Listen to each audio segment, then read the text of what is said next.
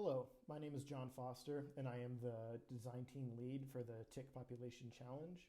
Before I dive into how we constructed the challenge, I just want to thank the organizers of this meeting for putting together a great 2 days, as well as the rest of the design team who helped in setting up this forecasting challenge. The goal that we were given from the FE community was to come up with a data set to forecast tick populations at NEON, which is a pretty broad goal. And so in our decision making, we essentially had to ask or answer 3 questions: when we want to forecast ticks, which species we want to forecast, and where in the NEON network forecasts should be produced. The first question we answered is when. The data latency on the NEON tick product is upwards of a year, which means if we were to forecast the current year, we wouldn't be able to validate these forecasts until 2022. And given the latency on the NEON data products from the other forecast themes, a cross forecast synthesis wouldn't be completed until 2022. So we didn't want to use the current year for that reason. We also considered the 2020 field season, but that was highly irregular due to the pandemic. And so we ultimately ended up choosing the 2019 field season for these practical reasons. Now that we know when we want to forecast, we need to choose which species in the NEON network to forecast. And here we're looking at the time series of accepted taxonomic identifications for the NEON dataset across all sites. And we can see that there are a few species that are observed more than others. And so we ultimately ended up choosing Amblyomma americanum and Ixodes scapularis ticks. And we further subsetted that to the nymphal life stage. Both of these ticks have 3 life stages: larva, nymph, and adult. The larvae sampling switched to recording presence absence only in 2019, so that automatically removed the larval stage from a potential target. And we ended up choosing the nymphs because they have more variation throughout the year. The peaks that you're seeing in these red grids are mostly due to the nymphs. They're also seen at higher counts. And the nymphs are also, from a public health perspective, the most important vectors, as they are most likely to transmit disease to people, the Ixodes scapularis nymphs being the principal vector for Lyme disease. Now that we know which species we want to forecast, we need to decide where within the NEON domain we want to forecast these species.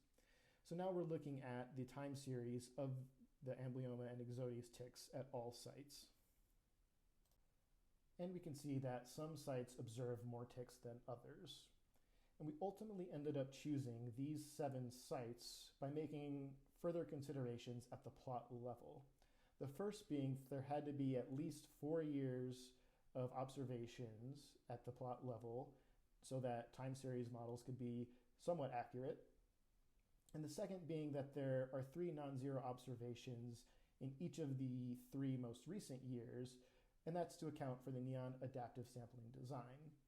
NEON will change the sampling frequency based off of how often they observe ticks, and if they stop observing ticks, they will sample less frequently. So to make sure that the sampling frequency between our training and validation data sets align, we had to make this further consideration. Now that we've answered those 3 questions, this is a rough overview of what our target data set looks like and the geographic variation in which we are making forecasts. The forecasts are for weekly abundance at the plot level for both species. The sampling interval each season for NEON is March to October, and so that's the time frame in which our forecasts are going to be produced. And then the weekly forecasts are due at the end of each month through October. And we can see that we have plots where both species are found, and we have plots where either Ixodes or Amblyomma are observed. And so with this data set, we hope to answer some questions about the limits of predictability of ticks within the NEON domain. And we hope to tease out whether that is due to variability in species, the scale at which the forecast models are built, whether this predictability is due to local weather, local habitat, or any combination or interaction of these 4 factors. The null model we set up, which represents the forecasted beat, is a random walk, which is ticks now plus error equals ticks in the future. The time series we're looking at is the null model forecast for Ixodes scapularis nymphs at these 3 plots.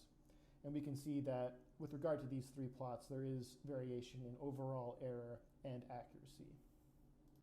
We currently have 6 participating teams. If you're interested in participating, please don't hesitate to contact me, or if you have any questions about some of the decisions that we made, please ask. You can find me at my email or at the EFI Slack, and thank you.